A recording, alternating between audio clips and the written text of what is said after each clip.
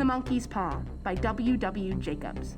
Adapted and directed by Aaron Haas, starring Mary Mullane.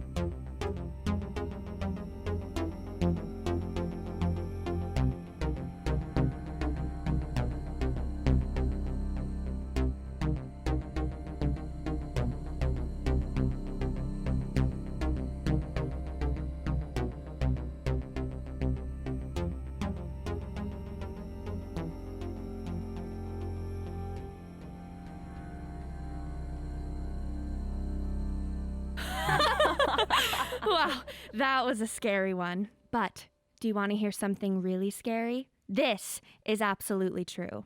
It happened to my friend's grandfather. I swear it!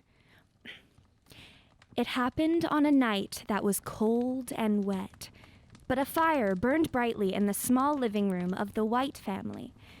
Mrs. White sat knitting by the fire. Mr. White and his son Herbert were playing chess. Listen to the wind. I'm listening. Do you think he'll come tonight, Father? I don't know if he'll come tonight. That's part of the trouble with living here. Of all the wet, isolated places, this is the worst. The path is a bog and the road's a river. Oh. Ha! Checkmate. There he is. Mr. White went to open the door.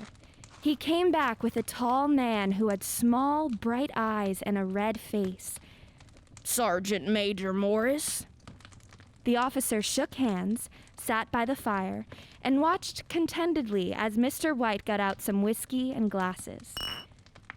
After 3 drinks, the soldier's eyes became brighter, and he began to talk.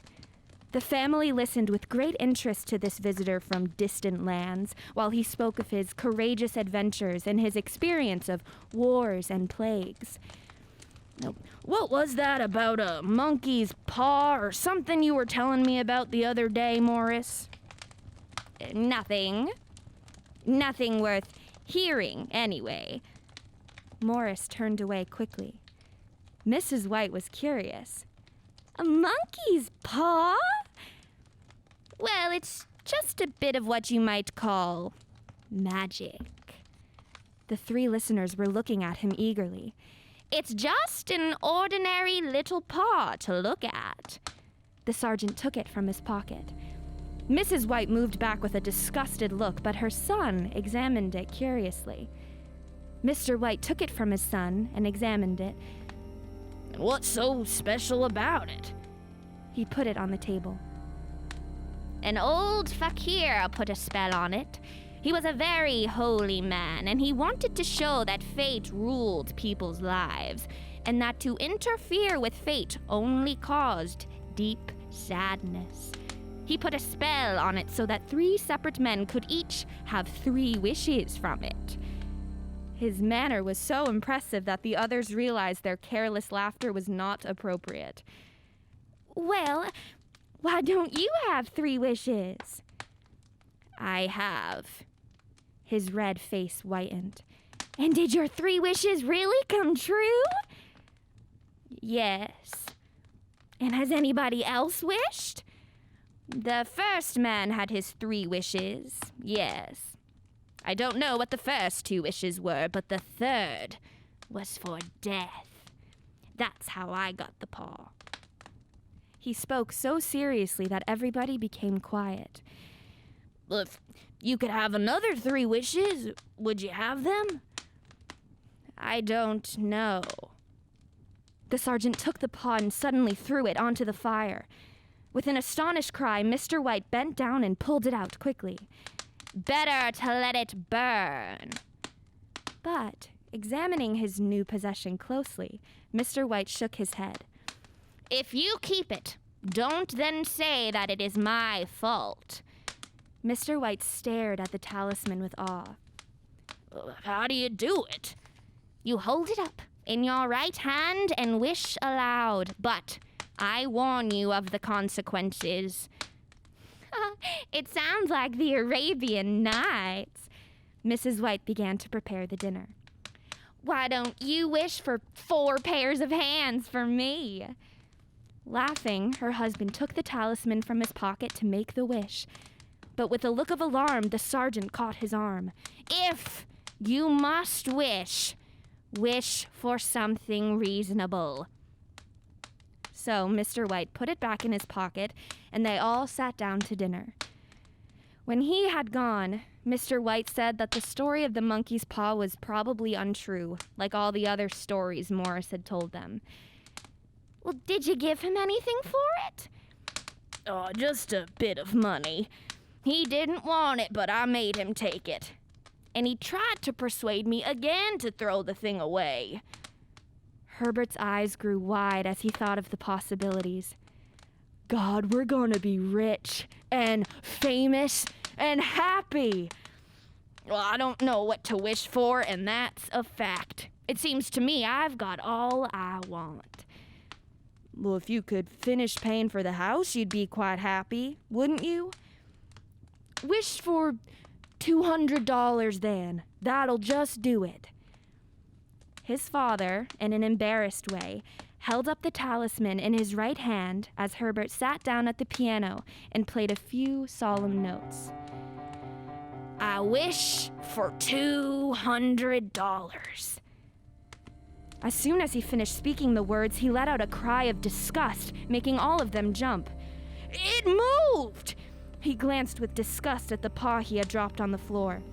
"As I wished, it twisted in my hand like a snake." Herbert picked up the paw and looked around expectantly. "Well, I don't see the money." "It must have been your imagination." Mrs. White looked anxiously at her husband. He shook his head. They sat down by the fire. While the men smoked their pipes, the wind outside blew harder than ever, and the old man became nervous at the sound of a door banging noisily upstairs as it closed. An unusual and depressing silence fell over the family. Then the couple stood up to go upstairs to bed. Herbert smiled warmly at his parents. "You'll probably find the money in a big bag in the middle of your bed." Herbert sat alone in the darkness, looking absently into the fire and seeing faces in it. One face was so horrible and monkey-like, he stared at it in amazement. When he realized he was still holding the monkey's paw, he quickly put it down and with a little shiver wiped his hand on his coat. Then he went up to bed. The next morning, at breakfast, Herbert laughed at his fears of the night before. The winter sun shone in the room, which looked very ordinary now, and the dirty, dried-up little paw was still lying where he had thrown it carelessly.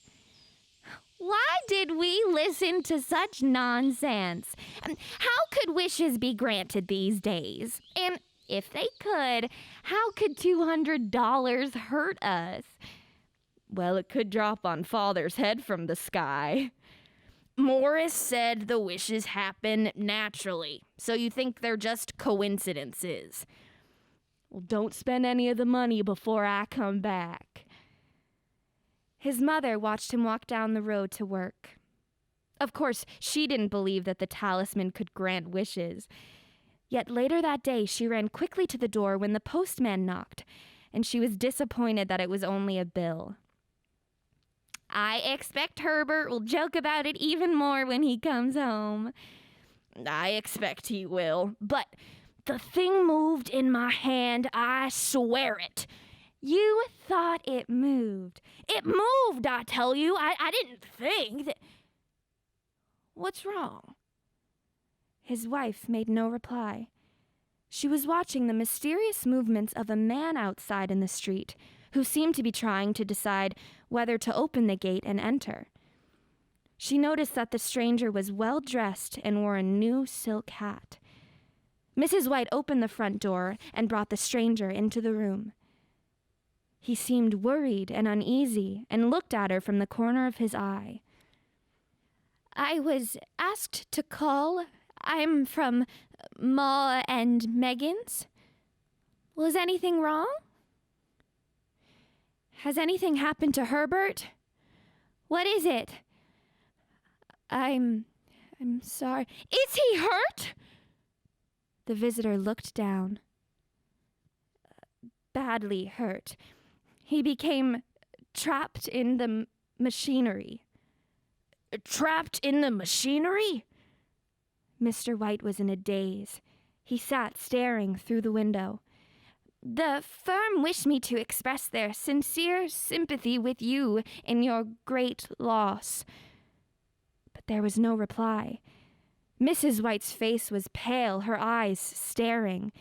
The expression on Mr. White's face was dark and serious. I have to tell you that Ma and Megan do not hold themselves responsible for what has happened, but in consideration for your son's services, they wish to give you a certain amount of money as compensation. How much? $200. Mr. White smiled faintly, put out his hands like a blind man, and fell to the floor, unconscious. Having buried their son in a huge new cemetery 2 miles away, the couple came back to a house full of shadow and silence. It was all over so quickly that at first they had hardly realized it. They expected something else to happen, something that would lift the intolerable weight from their old hearts. The days passed, and their expectation changed to resignation. They hardly talked. They had nothing to talk about now, and their days were long and empty. It was about a week later that the old man woke up suddenly in the night and heard the sound of quiet crying coming from the window. Come back to bed. You'll get cold. It is colder for my son. Suddenly, a wild cry escaped his wife. The paw! The monkey's paw! Where is it? It's in the living room. Why? Mrs. White laughed and cried at the same time and kissed his cheek. I've only just thought of it. Why didn't we think of it before? Think of what? The other 2 wishes. We've only had 1. Wasn't that enough? No, we'll have 1 more. Go down and get it quickly and wish our boy alive again. The old man sat up in bed. Good God, you're mad! Get it quickly and wish. The old man looked at her and his voice shook. He has been dead 10 days. I could only recognize him by his clothes. He was too horrible for you to see then. What do you think he looks like now? But his wife pulled him towards the door. Bring him back. Do you think I'm frightened of my own son? He went downstairs in the darkness and felt his way to the living room and then to the mantelpiece. The monkey's paw was there. Suddenly, he was possessed by a horrible fear that his unspoken wish might bring his mutilated son back before he could escape from the room. The dirty, twisted, dried-up thing was in his hand. Even his wife's face seemed different as he entered the bedroom. It was white and expectant, and her expression seemed unnatural. He was afraid of her. Wish! It is foolish and wicked. Wish! He raised his hand. I wish my son alive again. The paw fell to the floor. He looked at it in fear. Then he fell trembling into a chair. With burning eyes, his wife walked to the window and raised the blind. Mr. White sat until he was chilled to the bone, glancing at his wife who was peering through the window. The candle flame, which had burned low, threw pulsating shadows on the ceiling and walls until it slowly went out. Mr. White, feeling an inexpressible relief that the wish had not worked, crept back to bed. A few minutes later, his wife also came to bed, silent and depressed. Neither spoke, but lay silently, listening to the ticking of the clock. A stair creaked. The darkness was oppressive. After building up his courage for some time, Mr. White lit a match and, taking the matchbox with him, went downstairs for a candle. At the bottom of the stairs, the match went out. He paused to strike another one, and at the same moment there was a knock at the door. A knock so quiet, it was almost inaudible. The matches fell from his hand. He stood like a statue, his breath suspended. The knock came again. He turned and fled back to the bedroom. A third knock sounded through the house. Mrs. White sat up suddenly. "Oh, what's that?" A rat! It passed me on the stairs." His wife sat listening. A loud knock echoed through the house. "It's Herbert!" She ran to the bedroom door, but her husband was faster than her. He caught her by the arm and held her tightly. "What are you going to do?" Mrs. White struggled to free herself. "It's my boy! It's Herbert! I forgot it was 2 miles away! Let go! I must open the door! For God's sake, don't let it in! You're afraid of your own son! Let me go! I'm coming, Herbert! I'm coming!" There was another knock and another. With a sudden, violent movement, the old woman broke free and ran from the room. Mr. White followed her to the top of the stairs and appealed to her to stop as she hurried downstairs. He heard the chain rattle back. The stiff bolt at the bottom of the door was slowly pulled open. Then Mrs. White's voice came, strained and breathless. "The bolt! At the top! I can't reach it! Come down!" But Mr. White was on his hands and knees, groping wildly on the floor, trying to find the paw. If he could only find it before the thing outside got in. Now, a continuous knocking echoed through the house. He heard the sound of a chair scraping across the floor as his wife pulled it against the door. He heard the creaking of the bolt as it was slowly opened. And at the same moment, he found the monkey's paw and frantically breathed his third and last wish.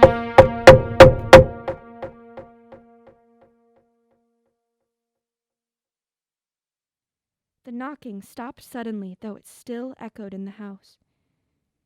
He heard the door open. A cold wind rushed up the stairs, and a long, loud wail of disappointment and misery broke from his wife. It gave him the courage to run to her side and then to the gate outside. The street lamp opposite the house shone flickering on a quiet, deserted road. Boo!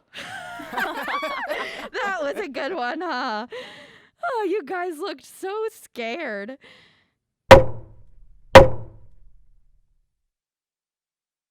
Who could that be?